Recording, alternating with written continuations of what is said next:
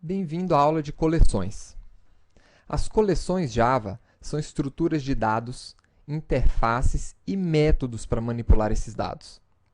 Alguns exemplos de coleções são as cartas de um jogo de baralho, suas músicas favoritas, os jogadores de um time de futebol.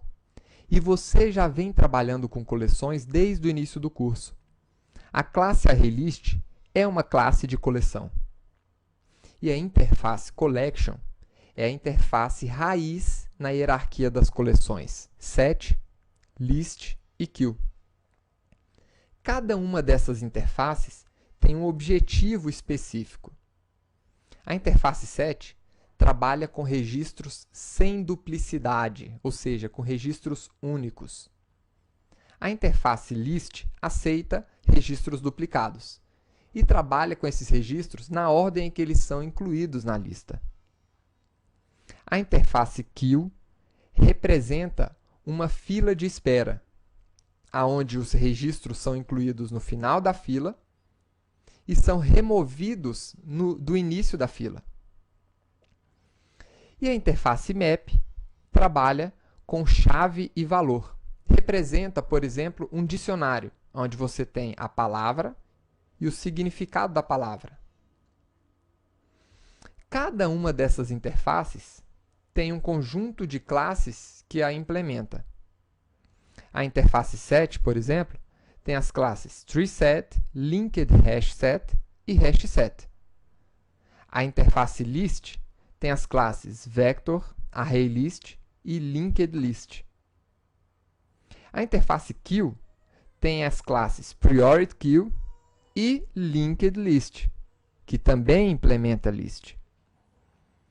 E a interface map, que não é filha de collection, tem as classes hashtable, LinkedHashMap, HashMap e TreeMap. Além dessas classes de coleções, nós temos ainda as classes utilitárias. Nós temos a classe Arrays, que é um utilitário para manipulação de arrays, e a classe Collections, que é uma classe utilitária para manipulação de coleções. Então, nessa aula, vamos analisar as coleções. Vamos conhecer mais a fundo a interface Collection. Então, vamos criar aqui uma classe chamada coleção, com o método main.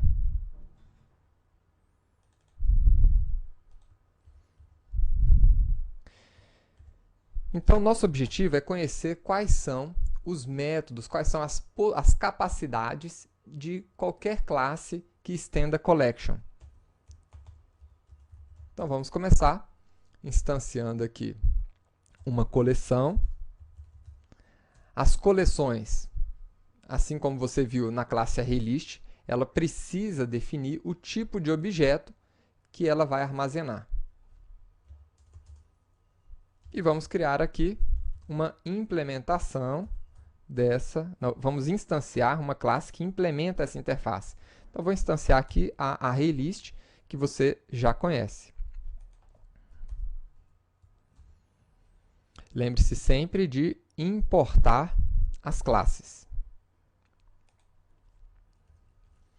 Então, o primeiro método que vocês precisam conhecer de todas as coleções é o método add.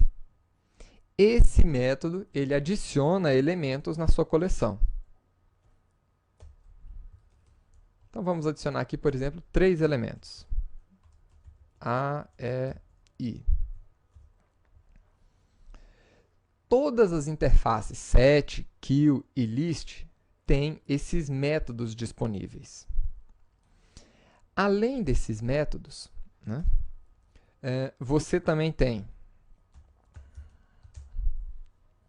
o método toString, que vai apresentar a sua coleção no formato string. Então, aí está. Você tem ainda o método isEmpty, que verifica se a sua coleção está vazia. Então, não está vazia. Nós temos 3 elementos ali dentro.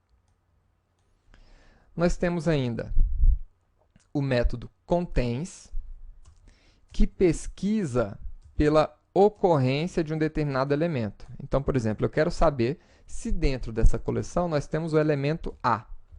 Então, eu utilizo o método contains. E aí ele vai verificar e vai me falar que sim, existe o elemento A dentro dessa coleção.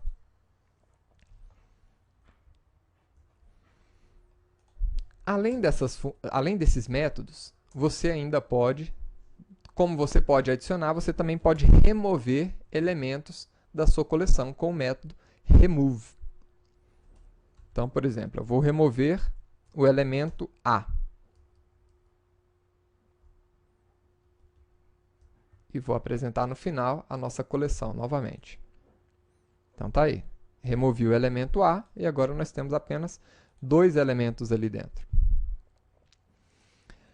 Então, esses aqui são os métodos mais fundamentais, mais básicos das nossas coleções.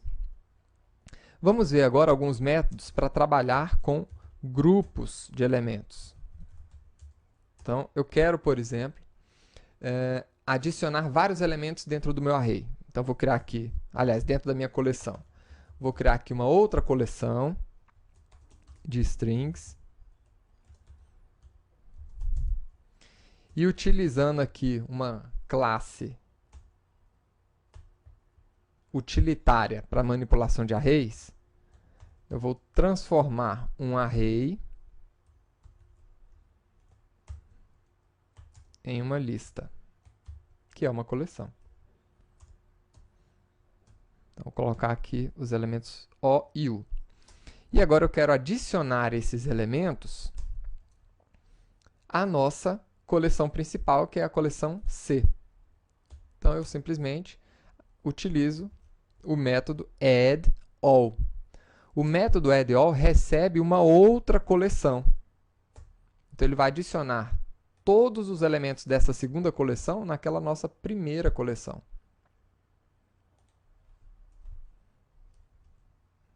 E aqui a gente pode ver o resultado, onde nós temos o conteúdo da primeira coleção mais o da segunda coleção juntos aqui. Além disso, você pode verificar se existe um conjunto de elementos em uma determinada coleção. Então, por exemplo, eu quero saber se dentro da minha coleção principal eu tenho todos os elementos que estão na coleção 2. A gente sabe que sim, porque a gente acabou de adicionar todos os elementos ali dentro. Então, isso aqui vai verificar se existem, né, todos esses elementos da minha coleção 2 dentro da coleção 1.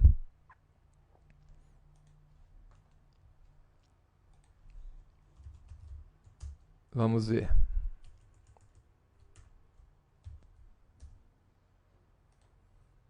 E aí está. Todos os elementos estão ali dentro. Uma outra coisa que pode ser feita é remover da nossa coleção 1 todos os elementos da coleção 2. Então, da mesma forma que eu adiciono todos os elementos, eu posso remover todos os elementos de uma determinada coleção de dentro de outra.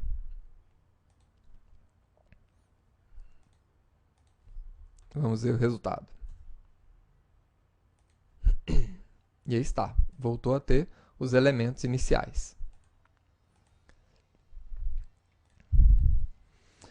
Agora, como é que a gente pode percorrer os elementos de uma coleção? Isso aqui você já aprendeu. Utilizando um for each. Então, com um for,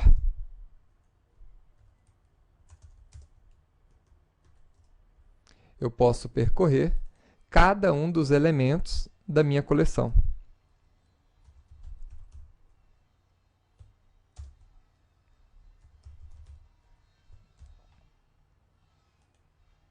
E aí está imprimindo os dois elementos que estão ali dentro. Agora, vamos ver alguns elementos aqui para transformação, né, de uma coleção em um array. Então, a gente já viu aqui em cima como transformar um array em uma coleção, utilizando a classe utilitária arrays. E como é que eu faço para converter uma coleção em um array? Né? Então, por exemplo, eu tenho uma determinada coleção aqui, que é o nosso C. E eu quero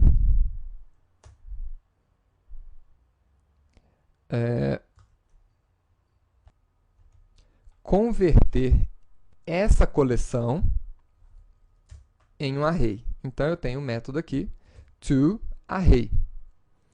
Tenho dois métodos. Um primeiro, que não tem nenhum parâmetro, que converte essa coleção em um array de objetos. E eu tenho um segundo, que é um método que recebe um tipo de parâmetro. Qual é esse tipo? É o tipo de array que eu desejo retornar. Então, esse tipo de array, o que eu quero, na verdade, é retornar um array de strings que tenha a quantidade, ou seja, o tamanho de elementos da minha coleção. Isso daqui vai me retornar um array de strings. Então, eu posso atribuir agora o resultado desse método, né, a uma variável do tipo array de strings. Vamos agora imprimir o valor dessa variável, o valor desse array de strings aqui na tela do nosso sistema.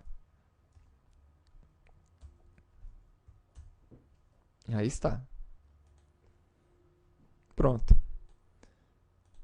Então, nós vimos como converter um array em uma coleção do tipo ArrayList e como converter uma coleção em um array. E, por fim, nós temos um método que limpa toda a nossa coleção, que é o método clear.